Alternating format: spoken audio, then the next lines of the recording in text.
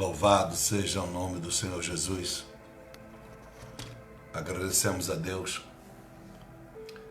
aonde vamos ouvir a sacrossanta palavra do Senhor. Que as bênçãos de Deus sejam com a nossa vida, que Deus possa falar ao seu coração, que Deus possa encontrar em você motivos para abençoar a sua vida, motivos para que você inicie hoje debaixo de uma graça, debaixo das orientações do Espírito Santo, que você possa estar em paz, certo de que o que Deus fala é o que Deus faz. O que Deus decide é o melhor para a tua vida, o melhor para a nossa vida. Espero que você tenha alcançado, à luz da palavra, o conhecimento. Maldito o homem que confia no homem, quando faz da sua carne o seu braço, e assim o seu coração aparta-se de Deus. Louvado seja para todo sempre o nosso grande e poderoso Senhor. Quero ministrar o milagre, as dúvidas, as incertezas e as convicções da viúva de Sarepta. Ajudar você a não viver por sinais, ajudar a você a não viver por circunstâncias favoráveis. Que esta palavra que vamos ministrar agora, ela defina na sua vida mais do que um estilo de vida cristã, mas ela marque você para as convicções, para certezas que nada é por acaso. Como eu sempre digo, a nossa vida cristã tem que melhorar. Nós temos que crescer em tudo, né? Quando você diz que você quer ser cristão, quando você decide em servir a Deus, buscando na palavra tudo aquilo que outrora você não conhecia, isso deve começar a manifestar na sua vida, manifestar a transformação. Você se transforma como pessoa, se tornando uma pessoa melhor no caráter, sua personalidade passa a ter equilíbrio, e daí, subsequente a isso, vem todas as demais bênçãos, né? Você prospera financeiramente, isso é um fato. Você prospera no relacionamento, seja com o próximo, ou seja dentro da sua própria casa, seu casamento, sua família, enfim. Quando todos comunham a mesma fé, quando todos percebem que o único caminho a seguir é o de Cristo, é o da palavra de Gênesis Apocalipse, então seu relacionamento será maravilhoso, porque todos vão viver Efésios 4:4. Não diz lá um só Espírito, um só batismo, um só Deus, uma só fé, um só Senhor. A cabeça é o Senhor. Então, meus amados irmãos, é muito bom quando nós estamos sintonizados para ouvir a palavra de Deus. Mas, importante é, essa palavra vai fazer efeito na sua vida. A palavra que nós temos ministrado, ela tem causado mudanças na sua vida. Porque senão não vale a pena você me ouvir. Porque você pode estar pensando que esta palavra submete a mim. Quer dizer, é como se você imaginasse que essa palavra se humilha diante de mim para que eu pregue ela conforme ela deve ser pregada. Não. O Espírito Santo, ele testifica com quem tem o Espírito Santo. Ele testifica contigo. E se ela é testificada pelo Espírito Santo na sua vida, então o importante é que esta palavra tenha mudado e esteja mudando a sua vida. Para você não pensar que você está ouvindo o Pablo, não. Você está ouvindo, a voz é minha. Mas a voz espiritual que ecoa dentro de mim não pode ser minha. Porque senão é o evangelho morto. Porque senão é o evangelho sem vida.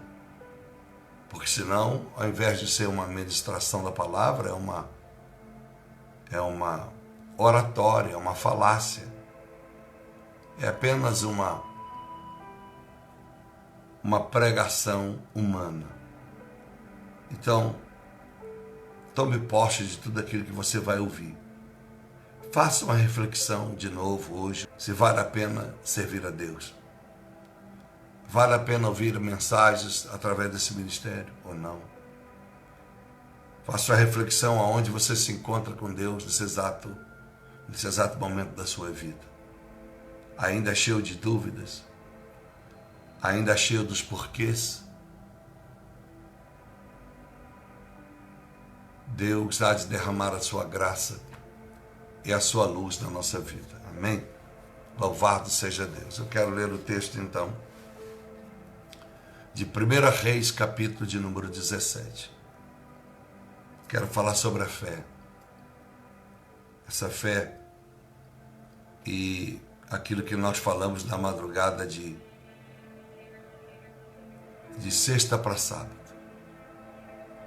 Muitas das vezes as pessoas, o ser humano, ela pronuncia palavras que ela leu no dicionário, que ela aprendeu na sua língua, não importa qual nação seja, mas palavras que não fazem sentido. Ou às vezes, para a linguagem do seu país, no nosso caso do português, ela faz sentido. Para aquilo que o português deseja, a língua deseja expressar. Mas, em Gênesis capítulo 11, a partir do versículo 1, todo mundo falava uma só língua. Não existia outra língua. Então, toda aquela multidão de pessoas que existiam se falavam e se comunicavam e se entendiam muito bem. Até que o pecado entra e Deus, então, traz as línguas. Por isso que quando você recebe o dom de línguas, necessariamente não é falar aquela língua que ninguém entende, nem você mesmo. O dom de línguas era quebrando a maldição que Deus havia feito em Gênesis 11, por causa da Torre de Babel. Para que novamente as nações se unissem. O dom das línguas era em Atos dos Apóstolos, capítulo 2, para que o Evangelho pudesse atravessar nações. Atravessasse todos os continentes, não ficasse apenas preso aos egípcios, aos hebreus, aos judeus, às judias, aos romanos. Por isso que quando Jesus é pregado na cruz, é colocado em latim, é colocado em hebraico, na cruz do Calvário, é colocado em grego, a escrita, eis aqui o rei dos judeus. Porque nem todos entendiam grego, nem todos entendiam o aramaico. O hebraico falava no tempo de Jesus, o koiné, nem todos entendiam o latim. Então ele deixou escrito lá, Pilatos, uma frase, para que então cada uma daquelas pessoas que falava aquele idioma pudesse entender. Então quando o dom de línguas vem, e que a igreja não entendeu até hoje, não é para ficar arabaxu, isso não resolve. É uma simulação de glória que não existe. São pessoas manipulando uma unção que ela nunca teve. Porque nada mais é muitas das vezes do que manipular a consciência do próximo, mexer no emocional do próximo, fazendo assim com que ele creia que o pregador ou a pessoa em destaque naquele momento é uma estrela do céu. Quando os discípulos do capítulo 2 começam a falar em línguas, está claro lá, é língua de nações, é língua humana. É como se eu estivesse aqui agora falando em italiano, daqui a pouco eu estou falando em hebraico, daqui a pouco eu estou falando grego, daqui a pouco eu estou falando inglês, daqui a pouco eu estou falando árabe. Então foi isso que aconteceu em Atos 2. Para que todas as nações que ali estavam presentes naquela festa em Jerusalém pudessem entender claramente o Evangelho. Quando a gente fala a língua dos céus, a língua dos anjos, aí sim. Mas esta língua falada, a língua dos anjos, a língua celestial, a língua celestial é todas. No céu se fala português, se fala inglês, se fala chinês, se fala japonês. Deus entende tudo, senão Deus não poderia julgar o japonês se ele entende só português. Satanás também é poliglota, ele fala todos os idiomas, senão era só mudar para o país em que Satanás não sabe o que eu estou falando, então ele não pode me tentar, ele será um analfa. Mas você sabe que Satanás é sábio, segundo Ezequiel 28, ele é sábio, ele é inteligente. Então ele tem essas prerrogativas sobre ele. Então quando nós oramos na língua celestial, essa língua específica, não entendível para nenhuma outra pessoa, a não ser que ela tenha o dom de interpretação.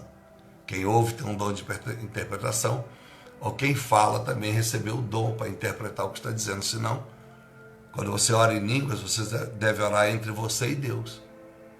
É uma coisa pessoal entre você e Deus.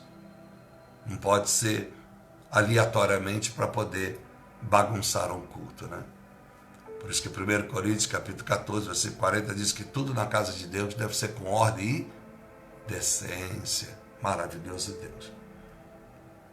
Então, meus irmãos, quantas pessoas pronunciam palavras sem sentido?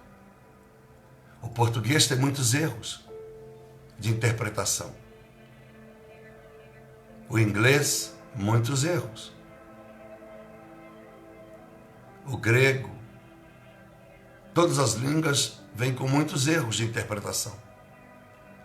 As pessoas começam a se confundir. É eu achar que certeza tem o mesmo sentido de convicção.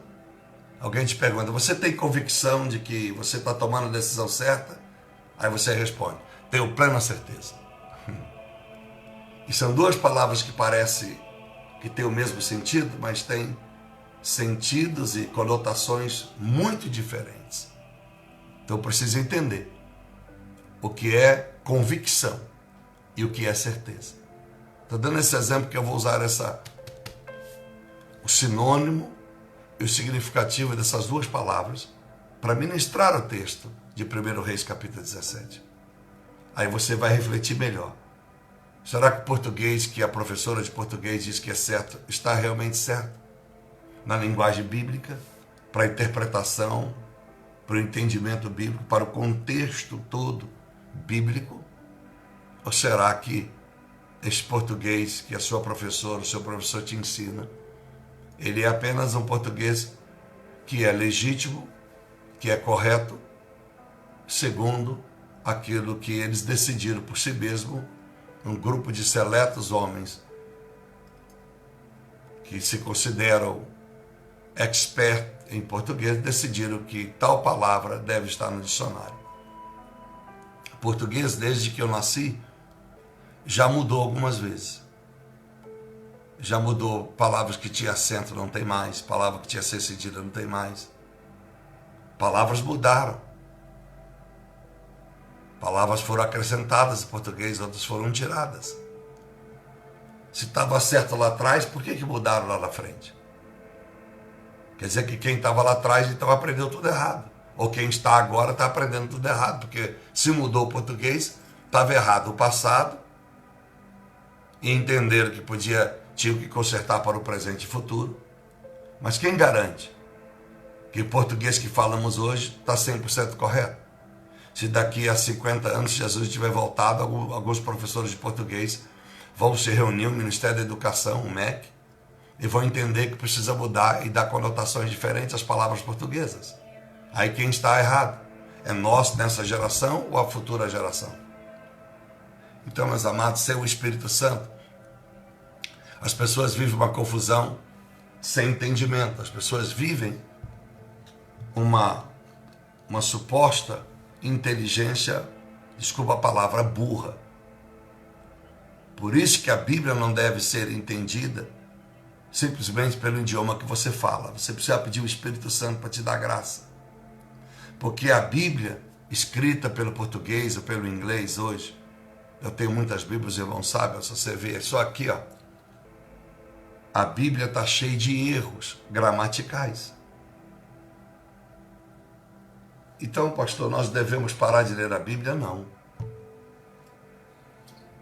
É até um motivo para você ler e comer a sua Bíblia, pedindo que o Espírito Santo abra o seu entendimento.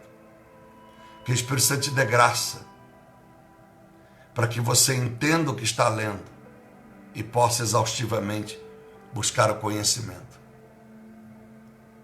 Infelizmente, a ganância do homem quis editar Bíblias e mais Bíblia, e todo ano é assim. Bíblia revisada tal, lançando a nova Bíblia, e a linguagem vai mudando, porque se a Bíblia que lançaram hoje é a mesma de 50 anos, para que lançar uma nova Bíblia? Bom, se vão lançar o mesmo texto, para que as pessoas renovem aquela Bíblia que está velhinha, as folhas gastas, pô, parabéns, parabéns.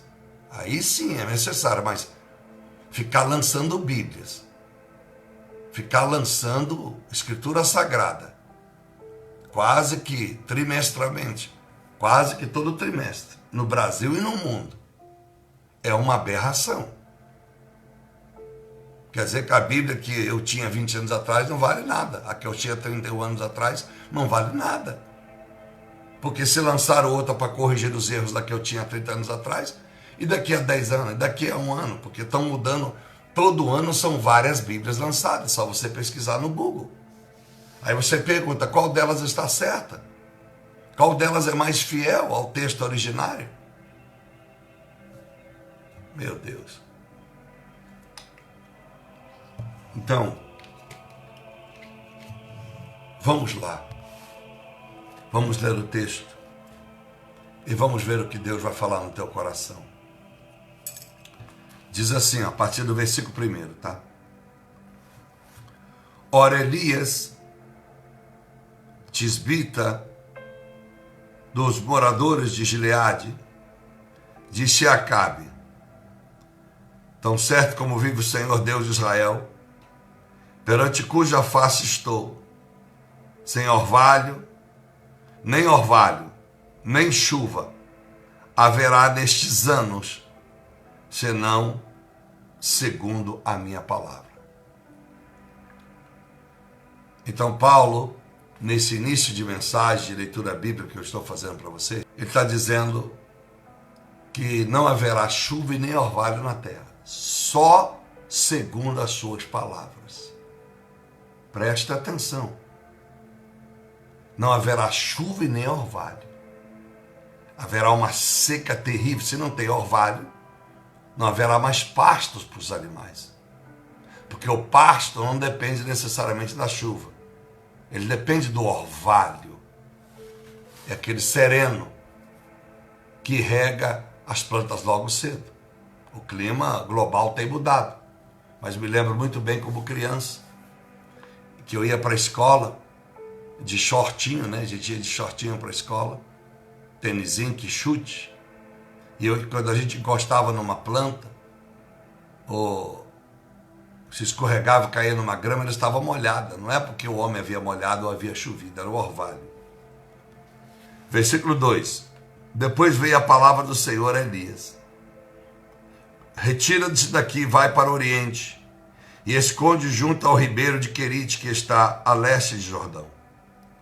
Beberás, Elias, do ribeiro, e eu ordenei aos corvos que ali te sustentem.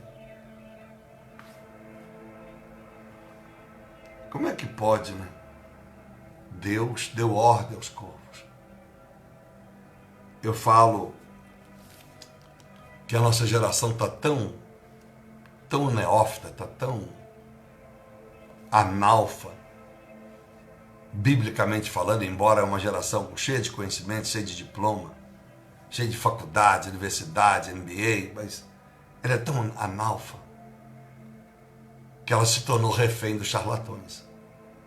Elas não conseguem discernir entre o pastor e pastor, entre profetas e profetas. Ela não consegue discernir. 90% das pessoas que frequentam a igreja são refém do que o pastor fala.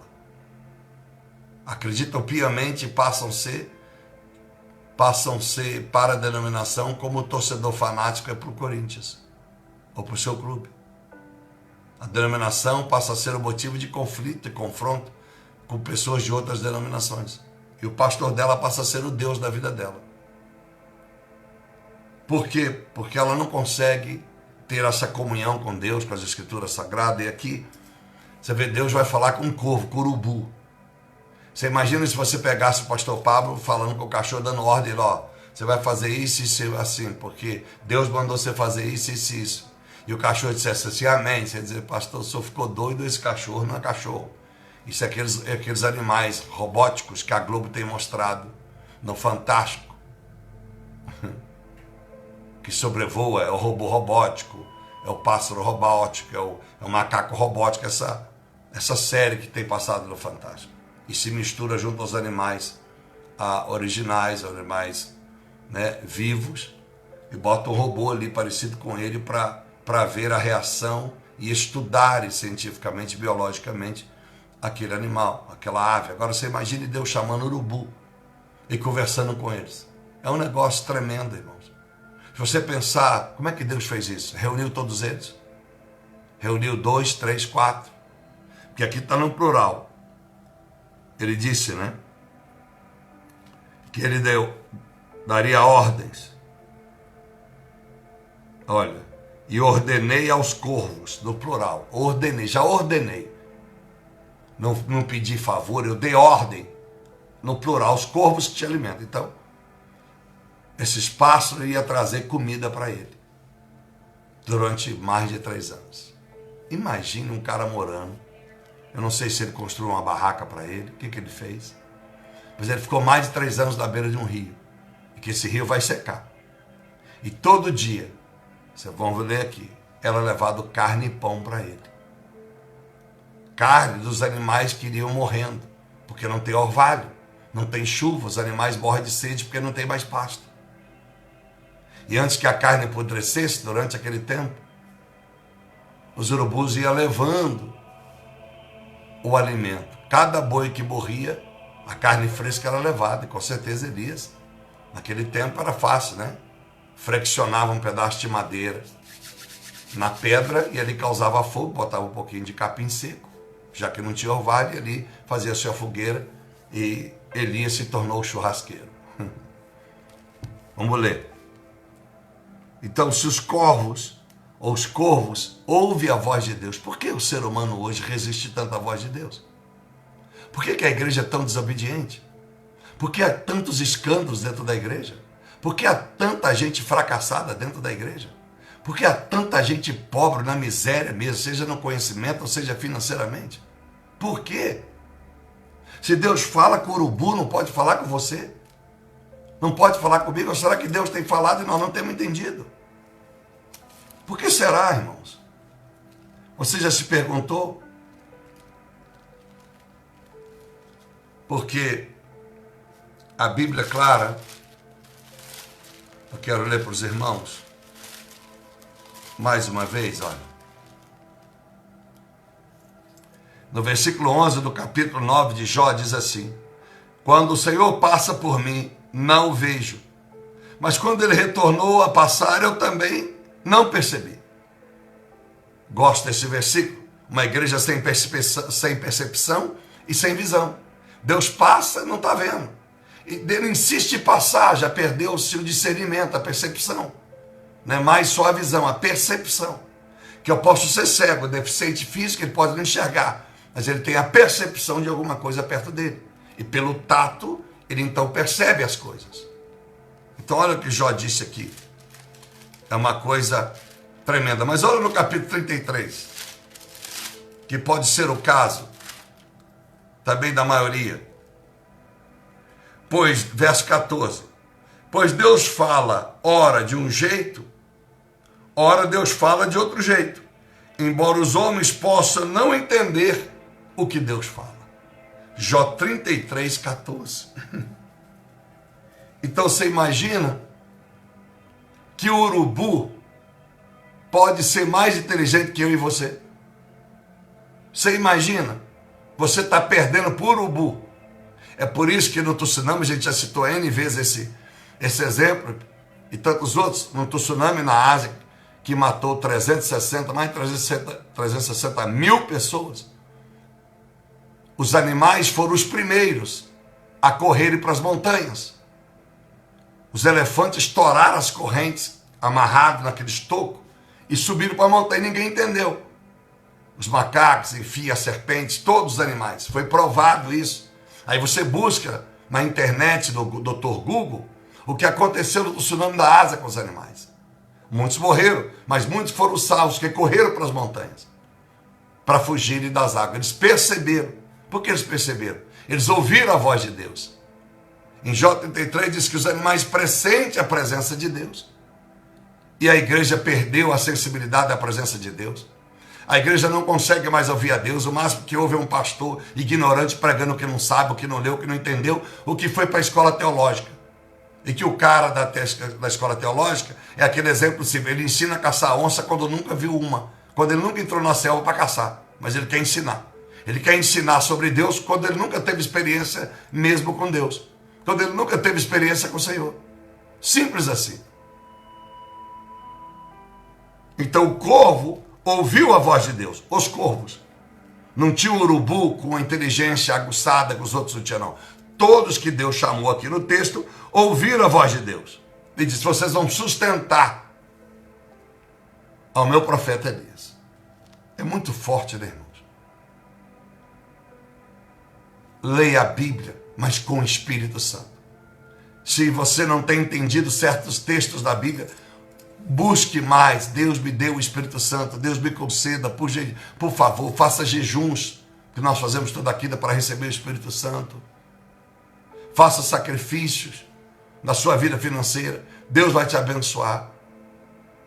Não estou dizendo para você fazer aqui nesse ministério para mim, não. Hello. Faça aonde você achar que deve. Assim foi Elias, fez conforme a palavra do Senhor. Foi e habitou junto ao rio Querite, ao leste do Jordão. Olha que lindo, versículo 6. Os corvos lhe traziam pão e carne pela manhã. Que coisa.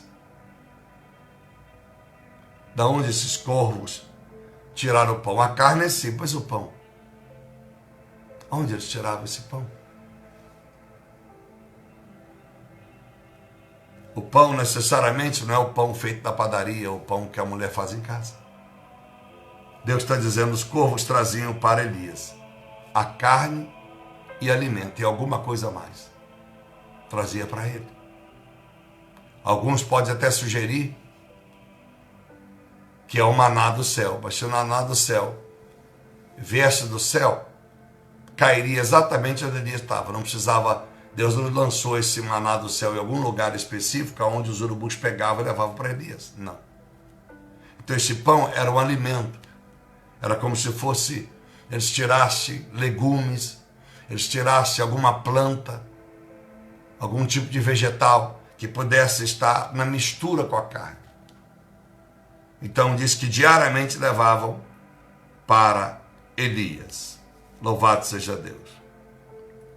E diz assim, olha, traziam carne e pão pela manhã, como também pão e carne ao anoitecer, e bebia do ribeiro. Então a água que ele bebia era do ribeiro, e era alimentado na hora certa. Tinha janta e almoço. Ai, ai, ai. Eu digo, por que as pessoas ficam tão desesperadas na internet ou nas igrejas pedindo, Deus me abençoe, abra a porta de emprego, Deus me sustenta, Deus, por favor, tira a minha miséria, me ajuda a pagar as minhas dívidas. Elias tinha almoço e janta na hora certa. Não trabalhou, ele não trabalhava, trabalhar em quê?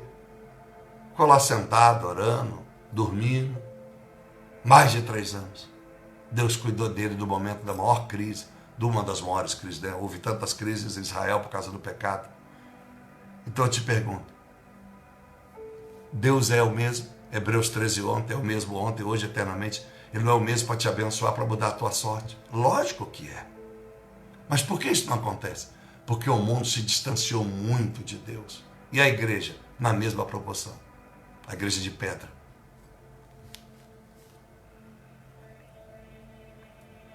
Mas passado alguns dias, o ribeiro secou-se, porque não tinha havido chuva na terra. Então veio Elias à palavra de Deus. Aqui, na verdade, essa palavra é anos, né? Porque ele não pregou no versículo 1, nós não lemos, ó. Não haverá chuva nem orvalho nestes anos. Aí você vê que a Bíblia, que o cara escreveu, editou a Bíblia, aí quando chega no verso 7, ele diz, então, passado alguns dias, o ribeiro secou. Não faz sentido. Se Elias diz no versículo 1 que por anos não haveria chuva nem orvalho, então no verso 7 deveria estar escrito, mas passado alguns anos, o ribeiro secou. Mas vamos lá, é só para você ver. No mesmo capítulo, uma contradição estúpida e terrível. Então veio a ele a palavra do Senhor.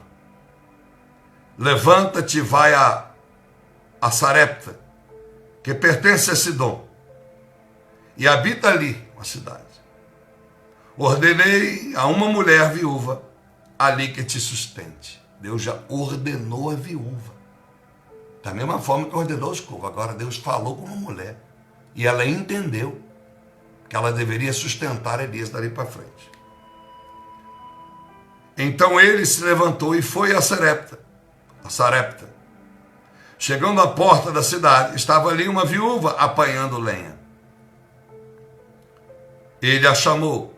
Ele disse, traz-me, peço-te, num vaso um pouco de água para eu beber.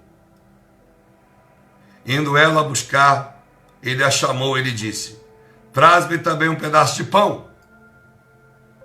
Respondeu ela, tão certo como vive o Senhor, teu Deus, não tenho nem um bolo, senão somente um punhado, um pouquinho de farinha, numa panela, e um pouco de azeite numa botija, e vês aqui, apanhei 2 cavacos, e vou preparar 2 cavacos, 2 pedaços de lenha, para preparar para mim e para meu filho o pão, a fim de que comamos, e depois, logo depois, vamos esperar a morte e morramos. Verso 13, Elias então lhe disse, não temas, vai, faze conforme dissestes. Já que você vai fazer o seu pão, o bolo, faz conforme quiseste. Porém, faze disso primeiro para mim um bolo pequeno e traz-me aqui fora. Depois o farás para ti e para teu filho. Pois assim diz o Senhor, o Deus de Israel, minha senhora. Viu, senhora? A farinha da panela não se acabará, e o azeite da botija nunca faltará, até o dia que o Senhor der chuva sobre a terra. Foi ela e fez conforme a palavra de Elias. Assim comeu ele, ela e a sua casa, muitos dias terrado, muitos anos. Da panela e farinha nunca se acabou mais, e da botija o azeite não faltou, conforme a palavra do Senhor falada por intermédio do profeta Elias. Eu vou parar aqui a leitura. Depois disso o filho dela vai adoecer, vai morrer, e Deus vai ressuscitar o seu filho. Meus amados irmãos queridos, então, começa essa palavra, eu quero que você entenda o que é convicção, o que é certeza. Você vive pela convicção ou você vive pela certeza? As duas palavras parecem ter o mesmo conotação, o mesmo sentido. O que é que você vive e como você vive? A Bíblia está clara que Deus havia falado com aquela mulher. Não era a boca do homem, era a palavra de Deus. É como se você lesse na Bíblia um texto, Deus falando com você. E mesmo Deus falando com você na palavra, você ainda tem dúvida. Quando você é colocado na prova diante daquilo que você leu. Você tem uma batalha na justiça e Deus, você acorda de manhã, ora, você fez jejum, abriu o Salmo 91, verso 11, e eu darei ordem aos meus anjos em teu favor. Ó, Deus fala com você, Lucas, no verso 32 do capítulo 12. Não temas, ó pequeno rebanho, porque o Senhor é contigo. Ele resolveu vos dar o seu reino.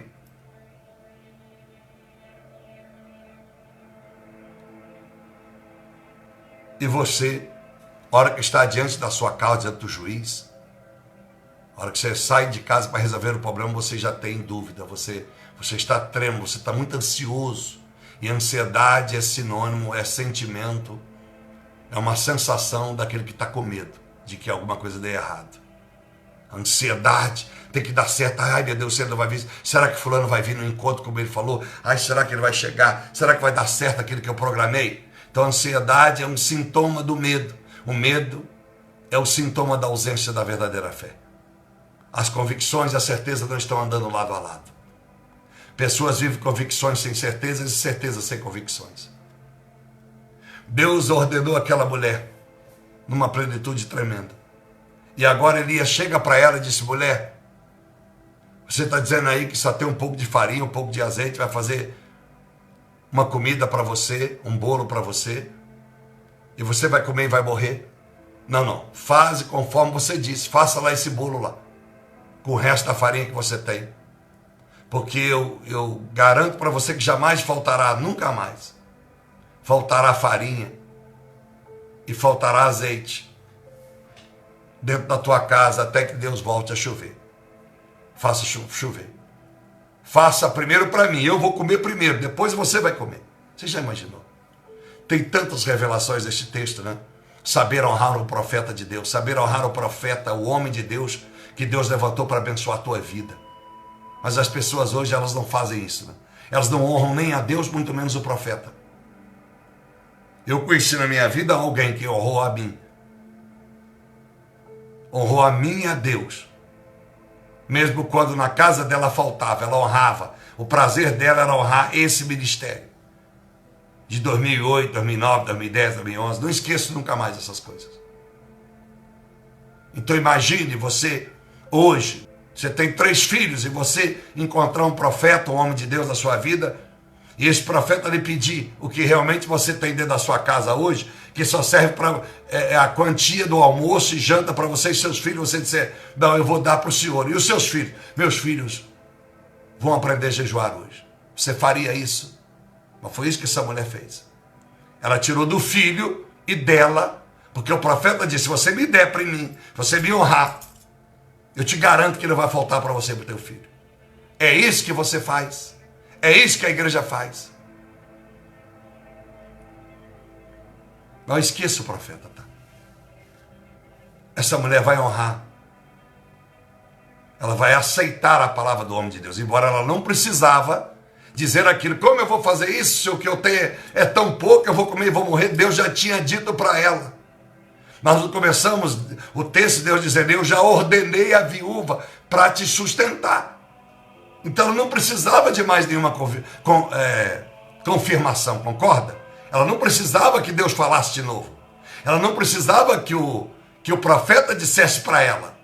Ela não precisava questionar o profeta. Deus já tinha falado com ela. Quantas pessoas que estão me ouvindo, Deus fala e é cheio de dúvidas. Deus fala para você fazer sacrifício financeiro e você não faz, porque você está preocupado com a sua vida, com o seu carro, com as suas contas. Você dá 10 mil para o Senhor, mas gasta 30 mil na tua casa. Você dá 1.000 para o Senhor, mas você gasta 50 mil comprando carro. Você dá 2 mil, 3 mil de oferta, o dízimo, mas dá 10 mil para tua filha gastar nas férias. Você compra carro para ela e para a igreja deu esmola.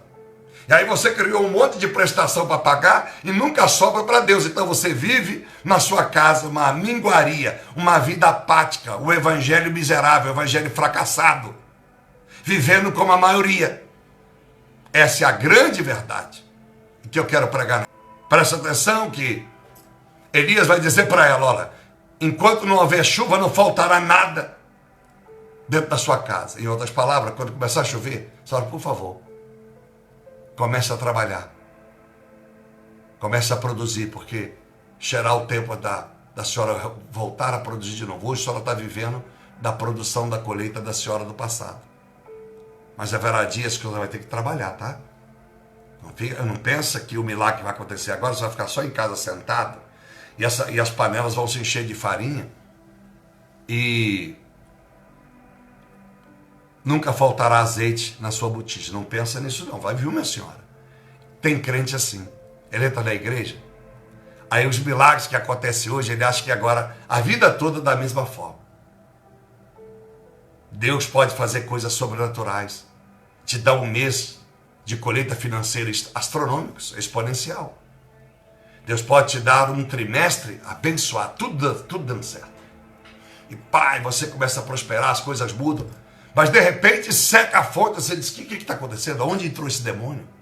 Onde entrou o devorador? Não, porque você se acostumou tanto em receber, está vendendo bem, as coisas estão funcionando, que quando Deus coloca você na prova, você começa a murmurar, você não sabe o que fazer. Aproveita o tempo da bonança, da abundância. Aproveita, que há momentos que você colhe mesmo aquilo que você plantou ano passado, você começa a colher, né? Mas daqui a pouco, o fruto daquilo, tudo que você plantou, acabou. Como ia acabar na casa da viúva, mas agora a senhora vai voltar a trabalhar de novo, vai para o campo, vai buscar, vai colher, só vai plantar, vai nascer, vai crescer. Em outras palavras, aprenda a conviver com o tempo da bonança, mas aprenda que quando vier a luta, as coisas não acontecerem na velocidade, os seus ganhos como acontecia, é porque Deus quer que você produza mais. Qualifique-se mais. É hora de semear, para que ao nascer, ao chegar às narinas de Deus, o que você está semeando, você colha de novo. Em outras palavras, eu ensino para mim mesmo, Pablo Gimenez. Eu sempre semeio poderosamente financeiramente. Seja no meu tempo de abundância, ou seja no momento de seca, porque eu sei que Deus vai me honrar. E é assim que Ele tem feito na minha vida e fará na sua. Mas tem gente que no momento da bonança, semeia com fartura, mas começa as coisas a apertar, a pessoa começa a limitar as ofertas e os dízimos que ela vai dar no ministério. Ela já não ajuda mais as pessoas como ajudava antes, porque não vai tudo bem.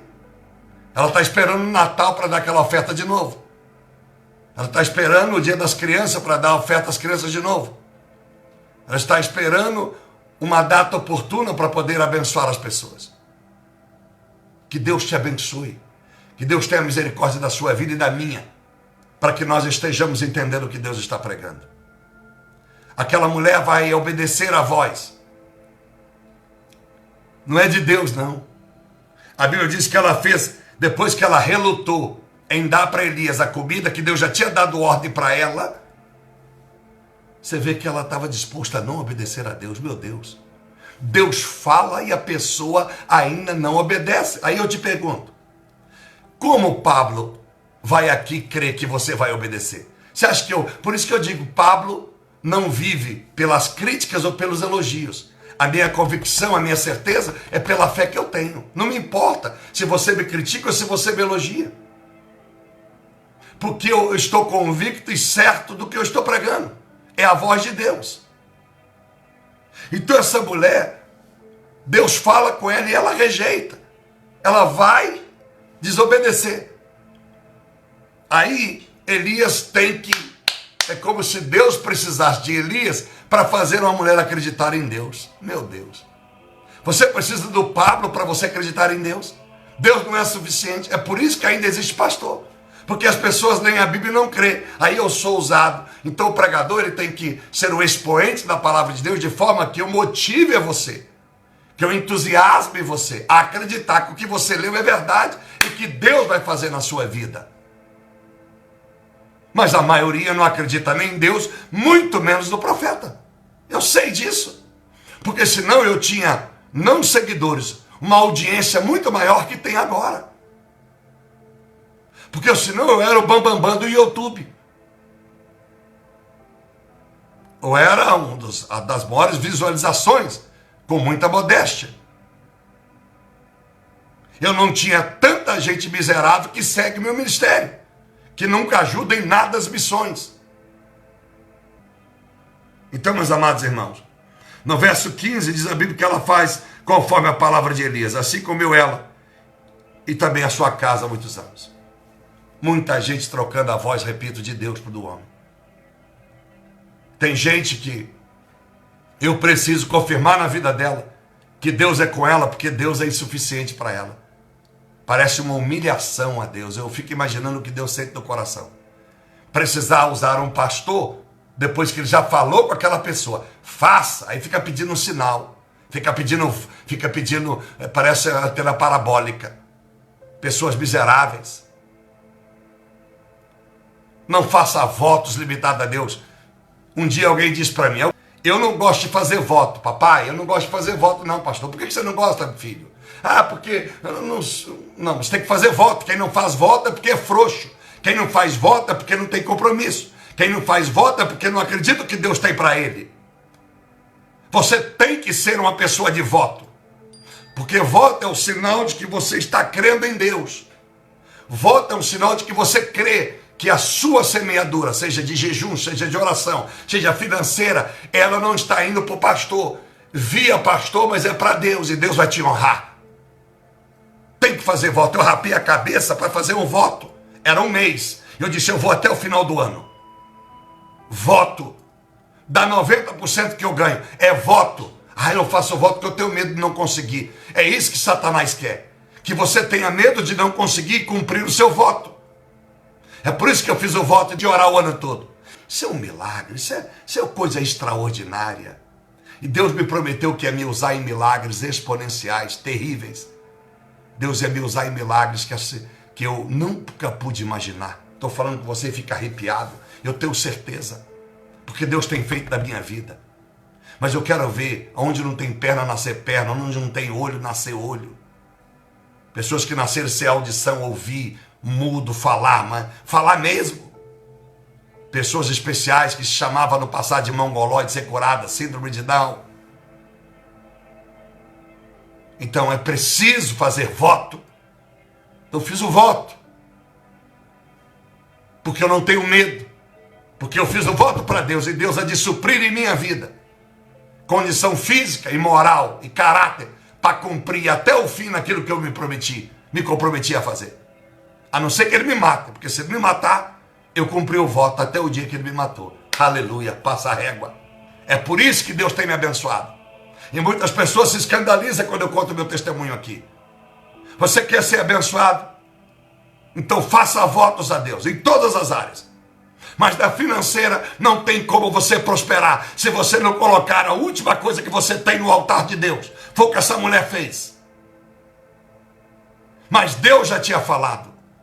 Mas Deus não falou comigo não, está falando com você na palavra. Hello, minha senhora, meu senhor. Está falando na Bíblia Sagrada, eu li para você a Bíblia. Essa Bíblia que está aqui para mim, está aqui para a senhora aí, para o senhor aí. É só você ler o texto. Ah não, mas tem que falar bem claro, eu tenho que ouvir a voz dele.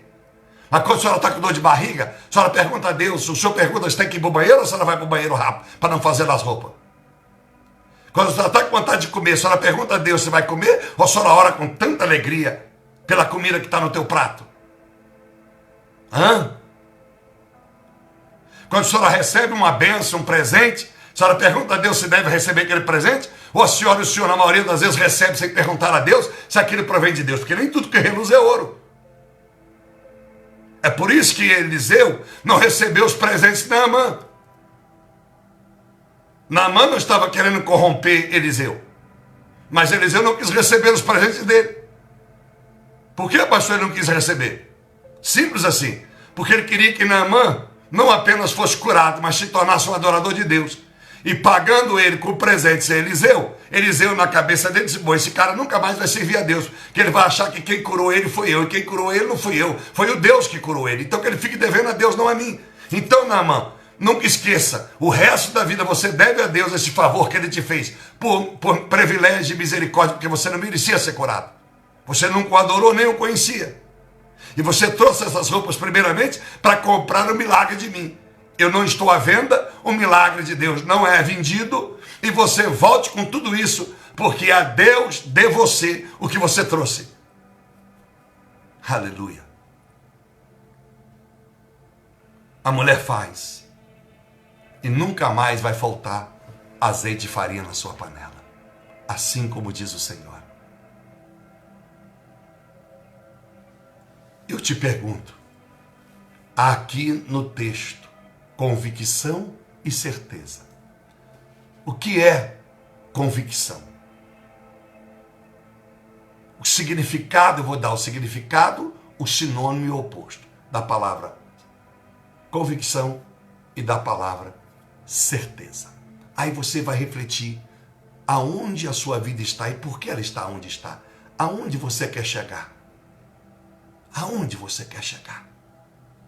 Você precisa da convicção ou da certeza? Ou das duas juntas?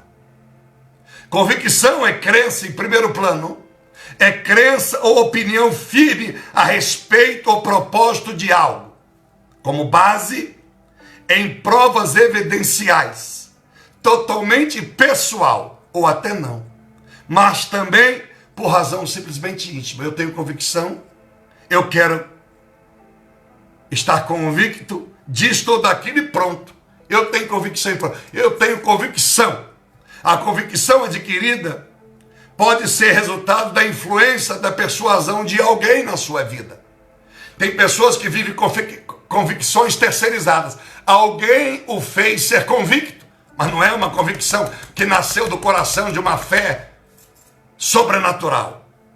Então, convicção é uma crença, uma opinião que você tem, que pode ser 100% pessoal, a respeito de algo, de um propósito, de coisas evidenciais, ou não. Tem gente que tem convicção sem nenhuma base, sem nenhum fundamento, e outros têm, baseado no conhecimento intelectual ou em experiências de vida. Então ela cria uma convicção nela, de que o que ela está fazendo, a decisão que está tomando, está certa.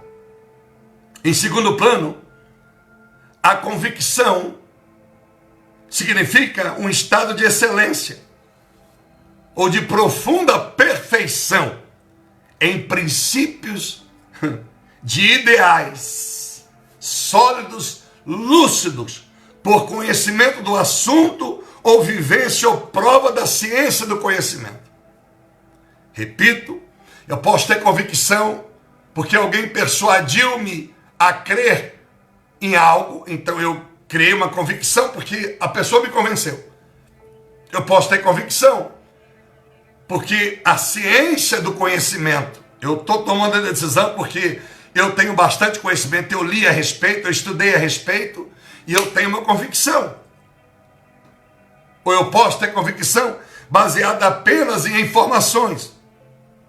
Mas a convicção pode ser um estado de excelência de alguém. A pessoa tem tanto conhecimento, né? Tanto da vida, quanto conhecimento cultural, intelectual, é um estado de excelência. Então, ela é convicta em tudo que faz. Está faltando convicção na fé cristã hoje. Os crentes não são convictos, porque eles estão na convicção persuadidos pelo pastor, persuadidos pelo falso profeta, persuadidos por uma leitura bíblica contraditória, persuadidos pelo seu egocentrismo, como eu disse aqui, razões simplesmente íntimas, o ego. Eu quero crer e acabou. Mesmo que aquela crença, aquela convicção seja burra, não tem noção. E Romanos 12:1, Paulo diz que nós temos que cultuar a Deus com a fé racional, com a mente racional. O sinônimo de convicção que é? Consciência. O sinônimo. Sinônimo da convicção, eu tenho uma consciência clara de que aquilo que eu estou fazendo está certo. Sinônimo de convicção crítica,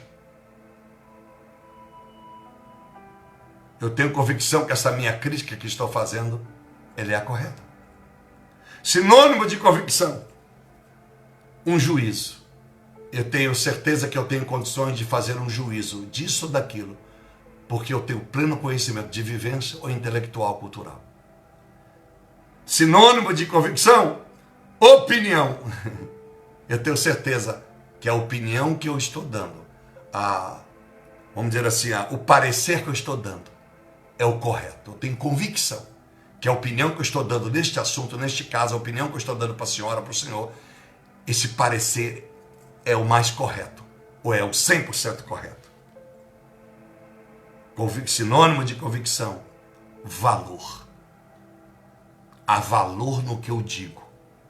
Há valor nas minhas profissões, nas minhas convicções. E o oposto de tudo isso, dúvida. Oposto de tudo isso, dúvida. Significado, então, agora da certeza. Você já sabe o que é convicção. Significado da certeza, sinônimo da certeza e oposto da certeza. Significado da certeza é uma demonstração de um caráter totalmente pessoal, em que uma pessoa, no caso você e eu, mostramos virtude do que é certo ou considerado certo. Parece a mesma coisa. Espera aí. Então, certeza é a demonstração em minha vida daquilo que eu exponho. É uma virtude que uma pessoa tem de realizar tudo o que ela tem para realizar, com plena certeza que ela está certa. A certeza, ela é a consumação da convicção. Você precisa da convicção primeiro ou da certeza primeiro? Já estou te dando a senha. A certeza é a convicção, é o selo da convicção. A convicção nasce primeiro. Porque a convicção você tem que ter experiência de conhecimento literal, gramatical, intelectual e vivência de vida.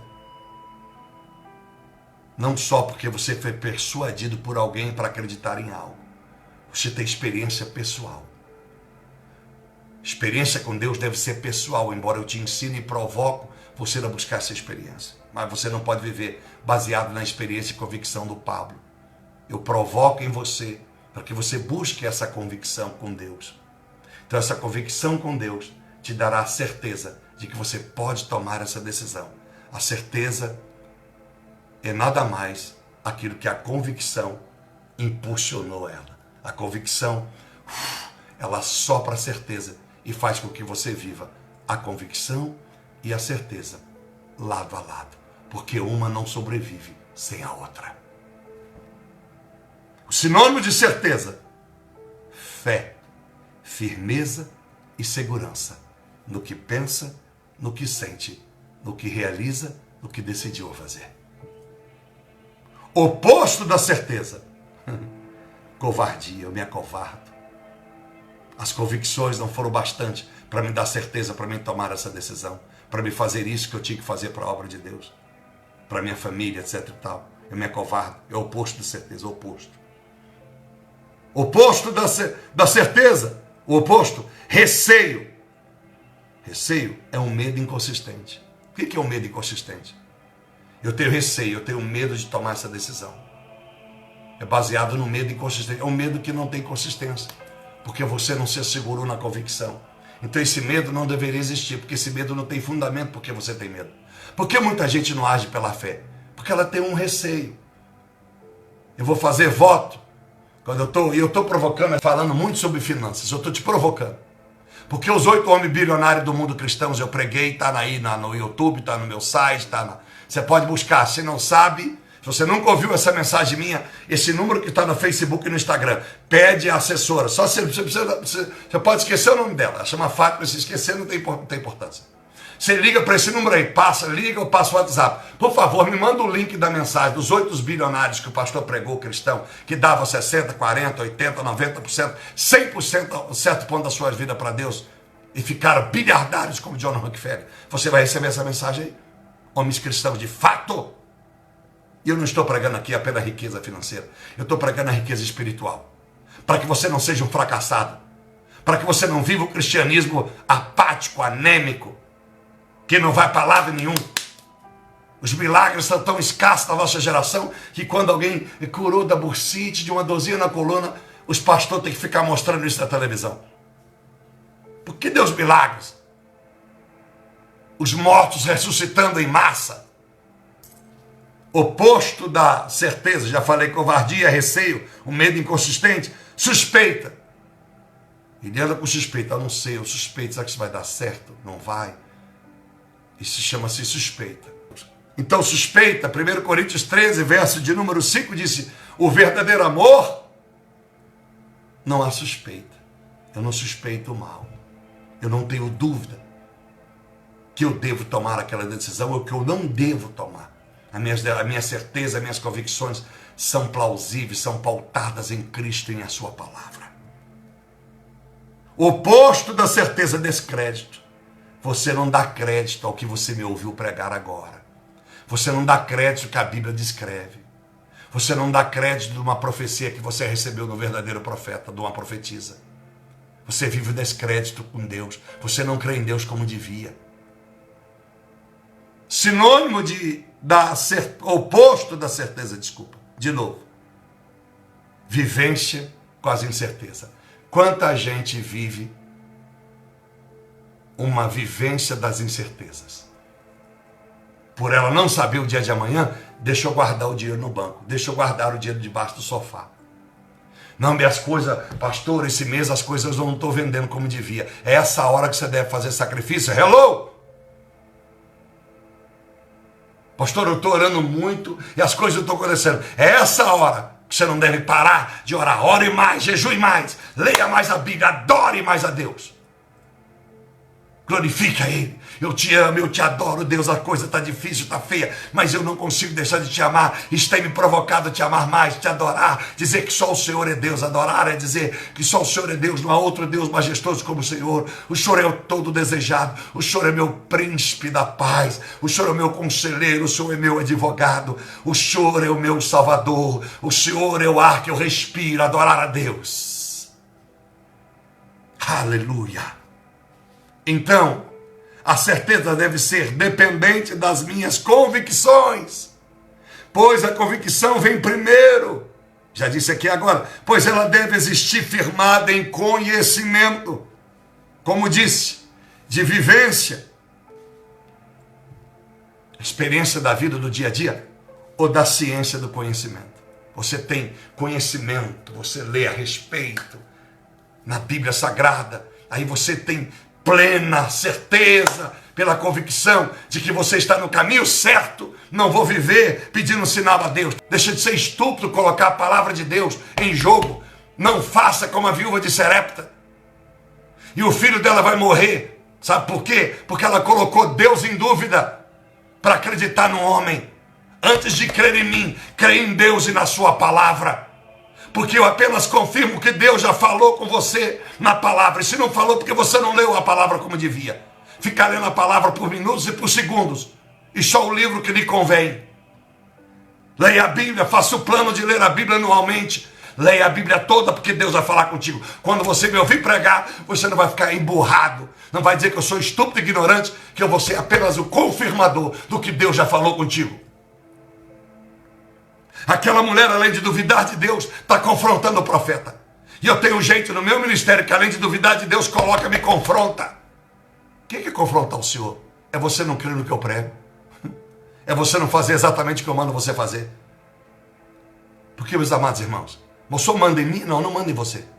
Mas se Deus mandou pregar, o que eu prego para você é uma ordem de Deus, que está vindo pela minha boca. Elias não deu uma sugestão para o mulher, ele mandou ela, deu uma ordem. Vá lá, faça primeiro para mim. Deu uma ordem, não foi? Aí o pastor hoje se der ordem, arrogante, prepotente, está achando que só manda em mim? Quem manda na minha vida é Deus, não é o Senhor, não. Eu sei. Por isso que eu digo, não estou nem aí. Gosta ou não de mim, vai plantar batata quem não gosta, quem fala mal, vai plantar batata, vai plantar coquinho no asfalto. Porque eu sou pregador, não por causa da plateia e da audiência, sou pregador por causa daquele que me chamou. Eu quero mudar com esta palavra a sua vida, em nome de Jesus. Aliás, Deus, através de mim, quer mudar a tua vida hoje por esta palavra. Parar de viver essa fé vulnerável, estúpida, ignorante. Ó, já dei minha parte para ir, viu, pastor? Já dei minha parte. Aí ele acha que ele fez. Pode ter certeza que haverá dias na sua vida. Haverá dias na sua vida que Deus vai pedir o teu carro, como fez comigo durante anos.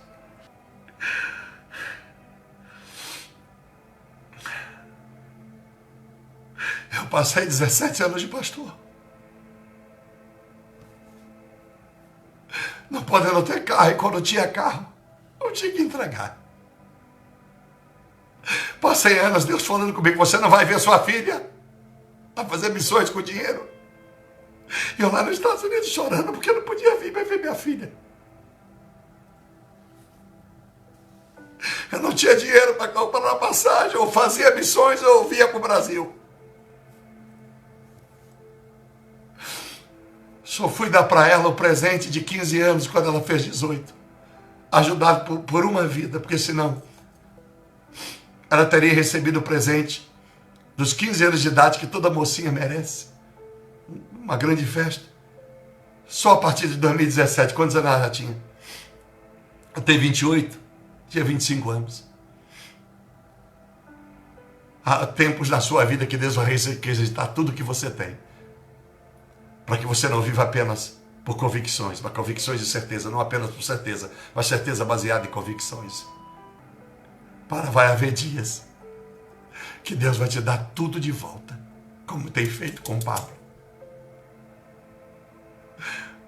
É por isso que eu tenho na minha garagem o que eu tenho. É por isso que hoje eu estou em 12 nações. É por isso que hoje eu pago o hotel que eu estou hospedado, um hotel bom, com conforto. Deus quer mudar a tua vida. Essa mensagem é para mudar tuas ações. Ser cristão não é apenas um estilo de vida, é uma realidade de vida.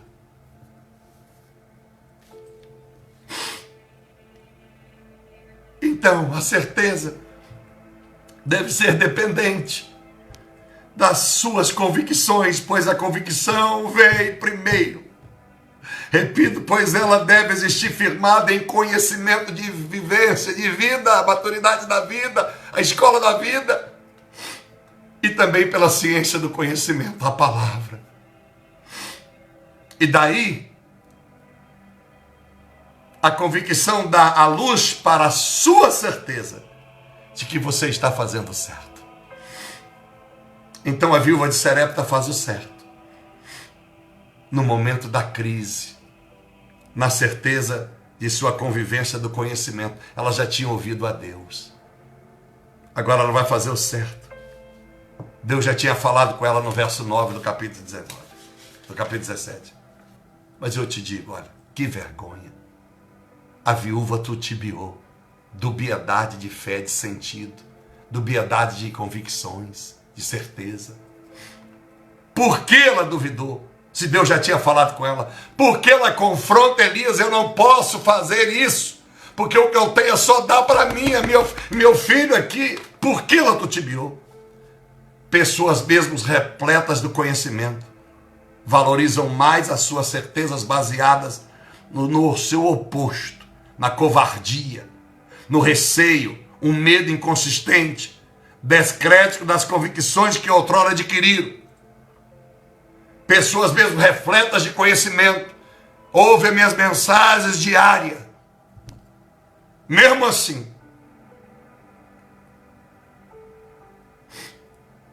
valorizam mais a certeza do seu pessoal do que as convicções.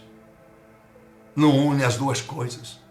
E a gente às vezes é pastor de um monte de gente fracassada, que nada muda, fica só dizendo vai mudar quando, minha senhora? Já está ficando gogó, gagá, o senhor vai esperar quanto tempo? A sua promessa não depende do profeta, não depende da profecia. A maior profecia é as suas atitudes. Verso 15, ela só vai fazer o que Deus já havia mandado ela fazer, porque um homem a convenceu. Será que você só vai fazer o que Deus mandou você fazer, porque o Pablo está te convencendo? Eu sou maior do que Deus por acaso? Em Jeremias 17,5, maldito o homem que confia no homem. Quer dizer, maldito a pessoa que confia nela mesma. E porque a fé dela é só nela, ela acha que ela pode, quando ela se vê numa situação que ela diz, bom, é isso aí, eu creio que eu não vou poder fazer. Então é uma certeza, uma convicção, uma fé inconsistente. Aí ela está vivendo na carne. Ela faz da sua carne o seu braço. Está escrito no versículo 5, na parte B de Jeremias 17:5. Quer dizer, você faz do seu eu o seu braço. Você só faz aquilo que você entende que você pode fazer. O que é impossível para o homem é possível para Deus. Lucas 1:37. Creia em Deus, sem duvidar. Se a sua fé está titubeando, se a sua crença está fraca, volte para a leitura bíblica, volte para a palavra, porque ela vai suprir a ausência da convicção e da certeza que falta na sua vida para você ir adiante.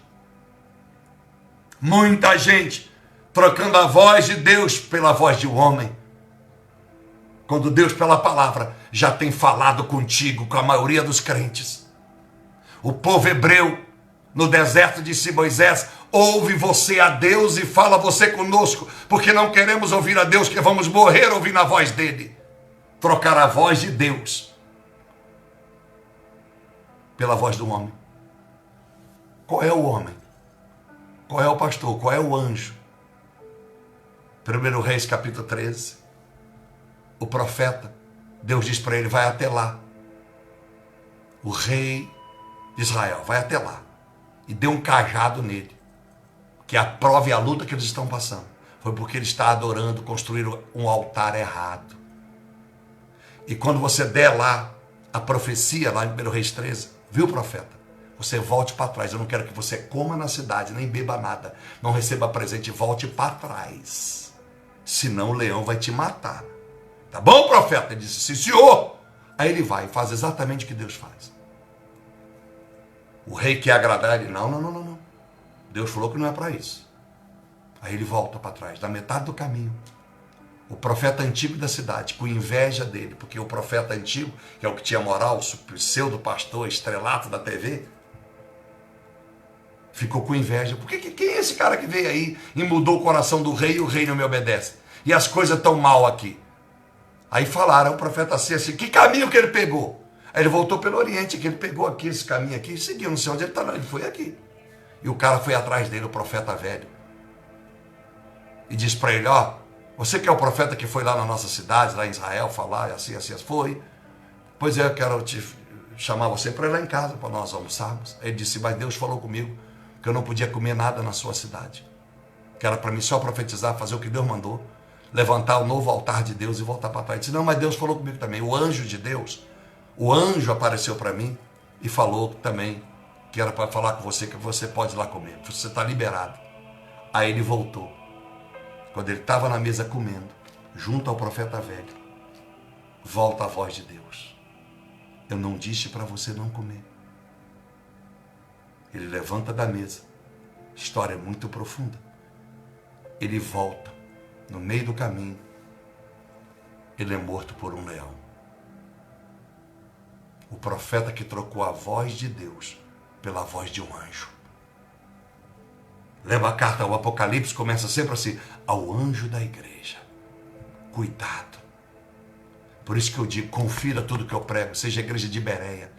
Atos 17, versículo 11. A igreja de Bereia conferia tudo na palavra, o que Paulo pregava. Para que você tenha convicção e certeza. E a sua vida vai mudar. Eu te pergunto, por que pedir sinal? Porque tanta gente vive de sinal se Deus já tem falado. Você vive convicções sem certezas ou certezas sem convicções?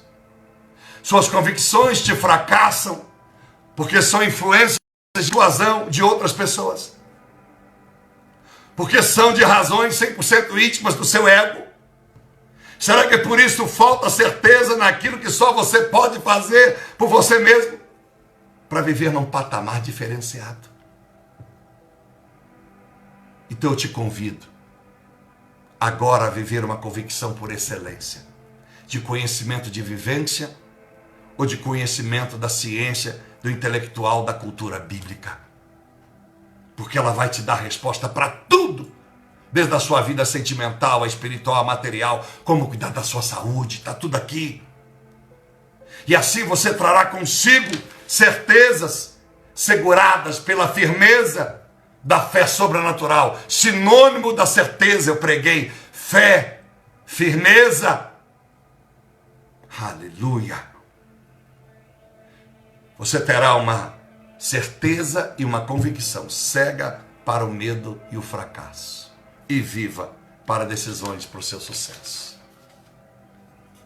Quero orar por você. Aquela mulher agora vai experimentar o que não é crer em Deus. Ela vai buscar em Elias de novo quando o filho morre. Olha o que acontece, meus amados irmãos. Depois dessas coisas adoeceu o filho. Agora o problema não era comida mais. Nunca mais faltou azeite nem farinha. O seu filho adoeceu, declinado na casa. A sua doença se agravou tanto que o menino parou de respirar. Disse ela a Elias: que tens contra mim, homem de Deus? Vieste a mim para trazer na memória a minha iniquidade e matarás o meu filho. Ela sabe que ela errou com Deus. Vieste me lembrar do pecado que eu cometi, não ter acreditado em Deus, e você provocou a morte do meu filho. Respondeu ele: dai-me o teu filho. Então Elias tomou do seu regaço e o levou para cima. Tomou nos seus braços e levou para cima. Andar de cima no quarto que estava em cima. A gente chama de cenáculo. Ao quarto onde ele mesmo habitava, e o deitou em sua cama. Então clamou ao Senhor o profeta: ó Senhor meu Deus, também até a esta viúva, com quem me hospedo, afligiste matando-lhe o filho? Agora não é mais uma mulher, já tem um profeta que não tem mais certeza das suas convicções. Que desastre. Por isso que prematuramente Elias vai perder seu ministério. Deus vai levar numa carruagem de fogo e vai dar unção triplicada para Eliseu. Cuidado, pregador do evangelho, pregador, para que as suas certezas e convicções não se declinem por causa das circunstâncias não positivas como você espera. Continue adorando a Deus, porque Deus que te usou para curar alguém não tem obrigação de te usar para curar alguém hoje. Mas continue sendo curado na tua alma pelo Deus que marcou na cruz do Calvário o seu nome no livro da vida. Não viva de aplausos. Não viva apenas pelo poder do milagre. Viva pelo poder da transformação do teu caráter. Então Elias se estendeu sobre o menino 3 vezes e clamou ao Senhor: rogo-te que devolva a alma deste menino e torne a entrar nele. Estava morto o menino. O Senhor ouviu o clamor do profeta Elias e a vida do menino tornou a entrar nele e reviveu. E Elias tomou o menino, trouxe do quarto, dentro daquela casa, entregou a sua mãe e lhe disse: vá, vês aí, teu filho vive novamente. Então a mulher disse a Elias: agora eu sei que tu és um homem de Deus e que a palavra do Senhor na tua boca é verdade. Eu não sei como você me considera, porque se você não crê em mim que estou falando com você, você não vai crer em Deus, que fala através do homem, mas que pode falar diretamente do seu coração, por visão, por sonhos, ou mesmo na palavra quando você lê. Eu te pergunto, coloca a mão no seu coração agora, por favor. Estamos terminando. Coloca a mão no seu coração.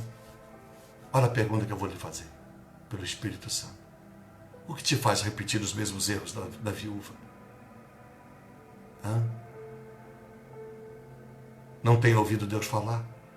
E se você ouve mensagens deste ministério, eu não posso acreditar que você ainda vive descrédito às convicções e assim tem te punido com as incertezas da sua vida. Eu te pergunto, o que ele tem feito repetir os erros da viúva? Se a Bíblia na tua casa, ainda que morra todos os profetas, ela continua prevalecendo, porque a palavra de Deus não se envelhece. Capítulo 5, versículo 17 adiante. Passarás os céus e a terra, mas nem um tio, nem um pingo no i, nem um acento vai passar, vai mudar. A minha palavra nunca muda. Passarás os céus e a terra, mas a minha palavra permanece para sempre. Tome posse do que Deus já falou para você. E só você pode mudar essa história agora. Lê mais a Bíblia. É só ler mais a Bíblia, além de só ouvir o pregador. Daí quando o pregador, como eu, ministrar a palavra de Deus na sua vida, saiba que é Deus firmando e confirmando suas certezas naquilo que pelo e já dito por Deus, criou convicção, sem que você precise de sinal para tomar suas decisões. Senhor, meu Deus e meu Pai, eu te agradeço por este culto, te agradeço por este momento. Estenda minhas mãos para todas as pessoas com as suas mãos no coração, que agora vão aliar a convicção à certeza. Vão ver uma fé sobrenatural. Parar de pedir sinal, parar de ficar pensando no eu, parar de ficar pensando nas consequências da fé, pelo lado negativo. Porque tem gente que faz sacrifício e se arrepende, passa a semana atribulada, passa o mês pensando, eu fiz errado, eu dei na igreja errada, eu dei para o pastor errado. Ajude elas, Pai, se elas fizerem para ti, não importa em qual igreja ou pastor que der. Evidentemente, se eu conheço o lugar que eu estou semeando, é uma terra fértil, não há dúvidas.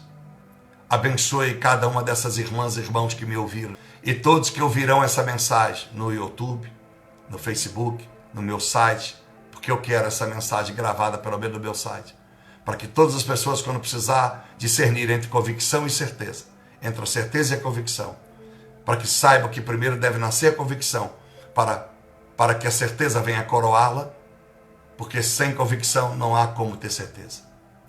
E não há como eu viver uma certeza se eu não honro as convicções. Que as pessoas não cometam os erros da viúva de Sarepta.